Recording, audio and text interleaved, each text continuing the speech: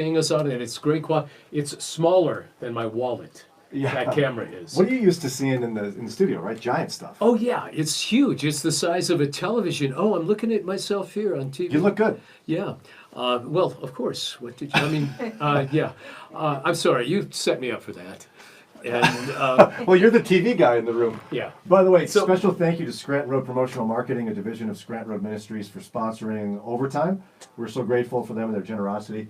If you maybe work for a TV station and need new jackets for the TV station or something, or you work for, you want your church to get new swag or your company or whatever. Or a you might mug. never find it. Or, Yeah. you go to Scranton Road Promotional Marketing, where they come up with our Brian and Janelle sweatshirt here and our mug, which we have to get you a mug. A brand new Yeah, mug. but don't do that. It's a great ministry, by the way, on Scranton the Road? near west side. And I know, I'm familiar with it, and we're on a 5-second delay, aren't we? Yeah, it sometimes even gets longer than that, Yeah. oddly enough. And so listen, if you have the heart to support Scranton Road Ministries, I can't.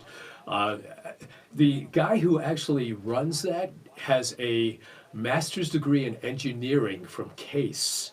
And he made the transition like you did from teaching to radio. Huh. He made the transition from being an engineer to running a ministry. Wow. And so Yeah, so and- go and to a great ministry. scrantonroadministries.org or scrantonroadpromo.org for more. scrantonroadministries.org, scrantonroadpromo.org, and get plugged in.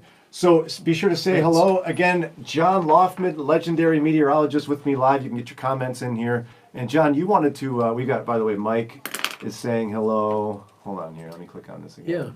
Yeah. Okay. Will I be able to see these too? Yeah, so we got Yeah. Mike is saying good hello. morning, Good to see you, everyone. Mike Gonzalez, and yeah. And he says, looks like gusts of wind coming from the other side of the table, John. Yes, exactly. Well, I'm a gust speaker. So Carmen's saying hello, good to see you, Carmen. Yeah. And we are on YouTube now as well. Yes, we are. Wow. We have Callie. And Callie is the one who said hello to you yesterday.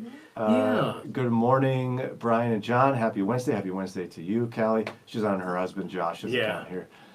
So you had mentioned that. you wanted to talk about, you want to do some radio talk. Yeah, so I was just, we were talking really early, hours ago now, about radio, and I mentioned something about Guglielmo, and that's the first name of a 20-year-old kid who was basically the Bill Gates or the Steve Jobs of his generation, and his last name is Marconi, and he's the guy that invented the radio, and it was just a fluke, actually.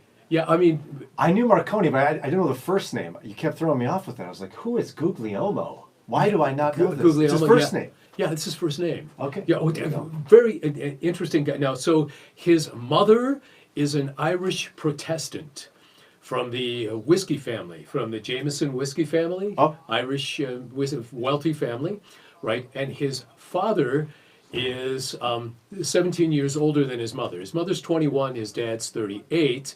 And he's an Italian businessman who falls in love with this young woman, and he's an Italian Roman Catholic.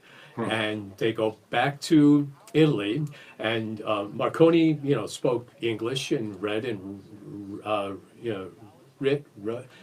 and wrote English because his mother was, Irish.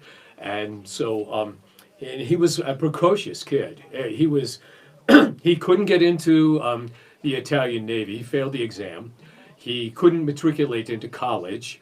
At the age of 13, he built a still on the Villas estate where his family lived. He was a bit of a character, but very reserved when he's on vacation in the Alps. He's 20 years old.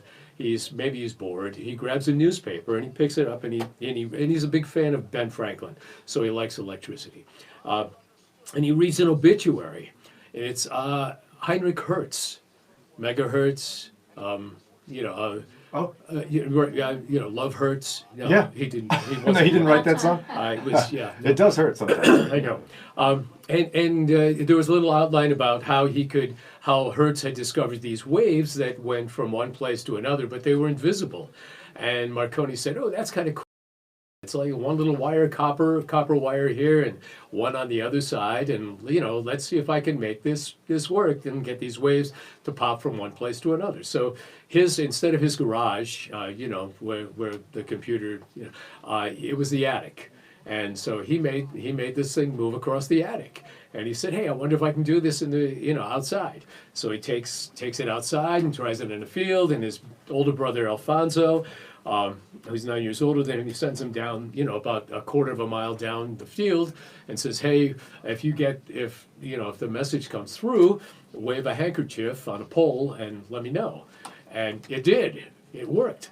And then he said, "I wonder if this will go over a hill, if these waves will go over a hill." So he sends his brother a couple of miles over a hill with a hunting rifle, and he said, "Shoot the rifle if the signal goes across." And he's 20 years old. He's playing, and the rifle it shoots, and he goes, "Whoa, wow, I might be onto something." And then at that point, his dad was nearly 50 when he was born, when Marconi was born in 1846. In fact, if he had lived, Marconi would be 147 years old in next month. Unfortunately, we lost him before that. But anyway, so his dad said, there could be something in it. He went to the Italian government and he said, "Hey, my son has this way." And this is when the cable companies were trying to lay a telegraph cable across the Atlantic, on the floor of the Atlantic, from North America to Europe.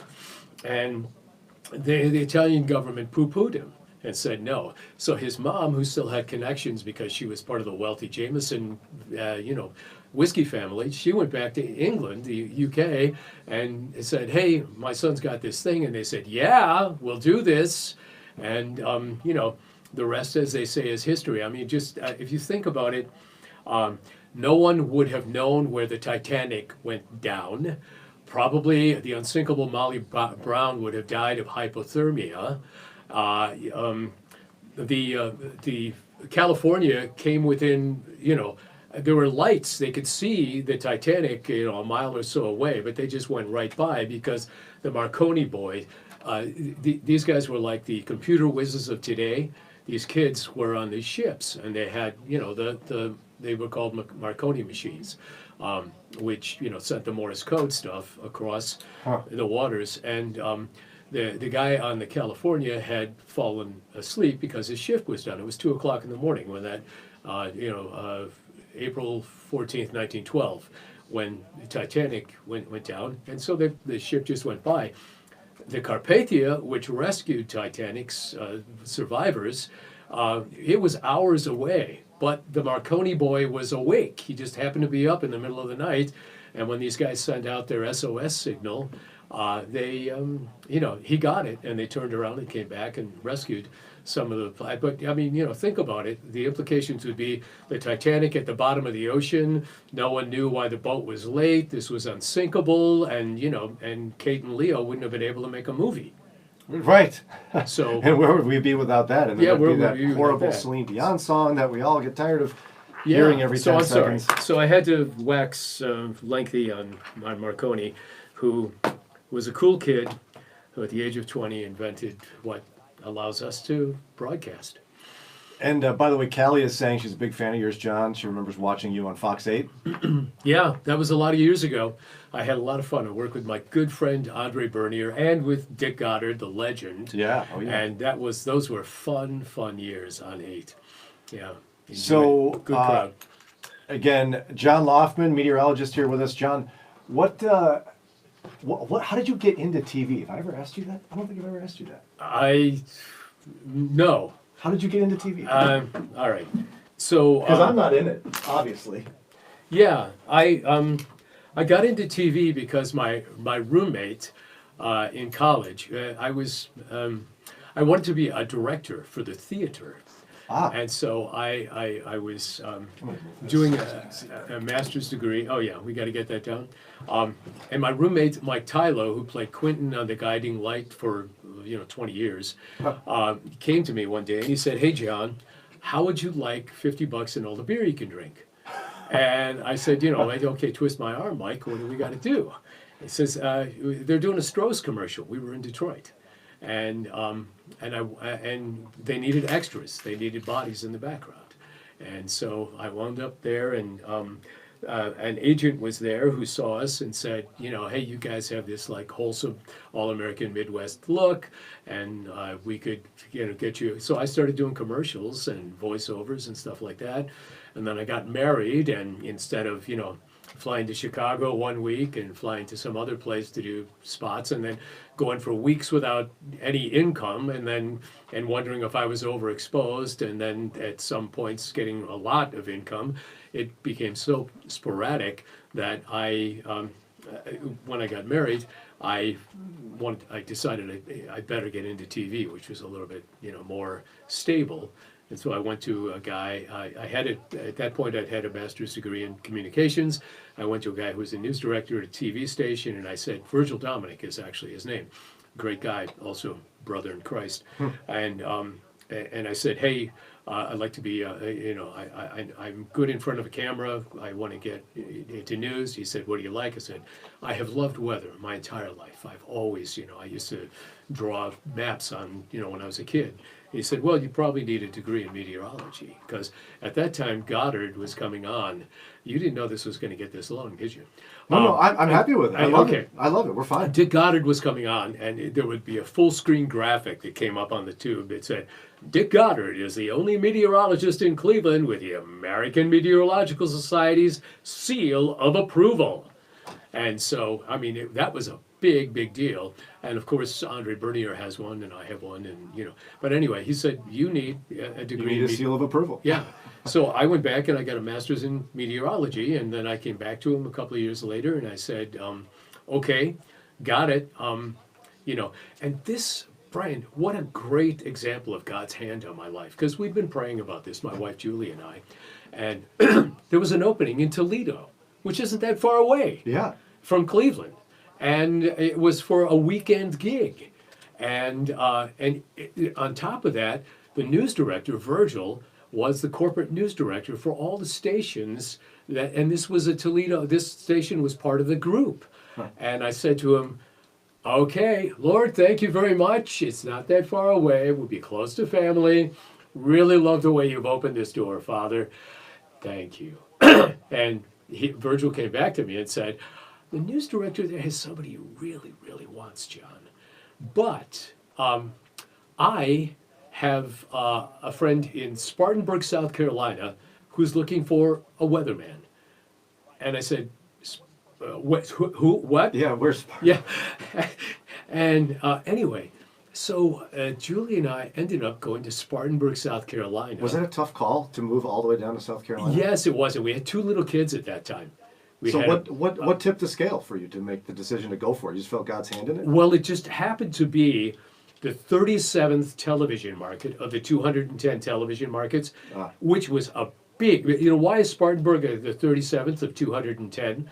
Because it also includes Greenville, South Carolina, and Asheville, North Carolina. So it's a hyphenated market, you know, three cities.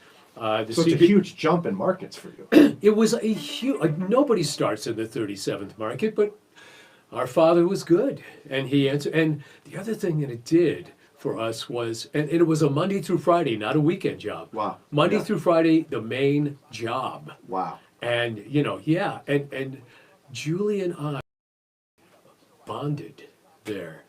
The only people we had was each other. Yep. And it just, our marriage was, you know, a few years old, and now all of a sudden, it was just, you know, you talk about lean on me. That was what it was about.